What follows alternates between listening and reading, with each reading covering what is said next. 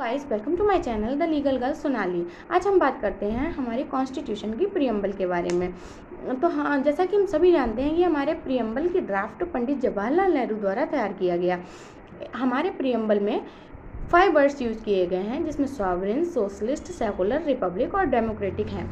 तो इसमें सोशलिस्ट और सेकुलर वर्ड हमारी ओरिजिनल कॉन्स्टिट्यूशन में नहीं थे, जिन्हें 42 अमेंडमेंट 1976 द्वारा इंसर्ट किया गया। इन दोनों ही वर्ड्स को लेकर काफ़ी कंट्रोवर्सी चलती रहती है। अभी एक कंट्रोवर्सी हमें हाल ही में देखने को मिली कि नए संसद भवन में संसद के विशेष सत्र के दौरान हमारे मिनिस्टर्स और लोकसभा सदस्यों को प्रियम्बल की एक कॉपी प्रोवाइड की गई, जिसमें ये दोनों वर्ड गायब थे, जिसको लेकर काफ़ी कंट्रोवर्सी हुई। यही नहीं, 2015 में भी मिनिस्ट्री ऑफ इंफॉर्मेशन और ब्रॉडकास्टिंग द्वारा प्रियम्बल की एक फ़ोटो शेयर की गई, जिसमें ये दोनों वर्ड गायब थे।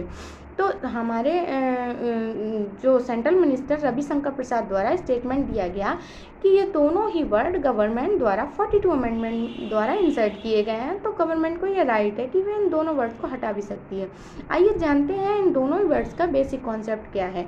तो DS नाकारा वर्सेस भारत संघ के केस में समाजवाद शब्द को स्पष्ट करते हुए सुप्रीम कोर्ट ने कहा कि समाजवाद का अर्थ है कमजोर वर्ग और कर्मचारी वर्ग के जीवन स्तर को ऊंचा उठाना।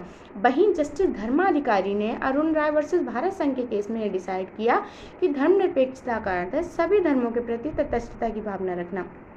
अब क्वेश्चन ये उठता है कि ओरिजिनल कॉन्स्टिट्यूशन में जब इन दोनों ही वर्ड्स का यूज़ नहीं किया गया, तो हमारे कॉन्स्टिट्यूशन में कहीं भी इन दोनों वर्ड्स का कॉन्सेप्ट नहीं था। ऐसा नहीं है।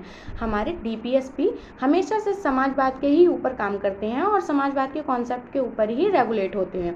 वहीं हमारे कॉन्स्टिट्यूशन के पार्ट 3 जो कि हमारे ह्यूमन राइट्स के बारे में बात करते हैं, फंडामेंटल राइट्स के बारे में बात करते हैं, उनका आर्टिकल 25, 26, 27 हमेशा से सेकुलरिज्म की बात करता है।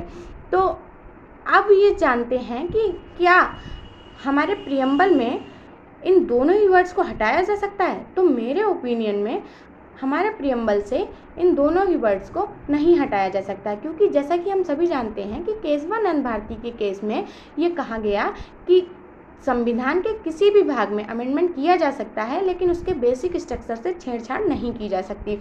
और SR बोमई वर्सेस भारत संघ के केस में हमने देखा कि धर्मनिरपेक्षता को संविधान का बेसिक स्ट्रक्चर काउंट किया गया।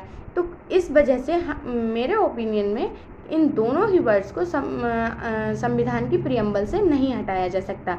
आप सभी का क्या ओपिनियन है, इस पर प्लीज़ कमेंट करके मुझे बताएं। और इसी तरह की और लीगल अपडेट के लिए please subscribe and like my channel. Thank you.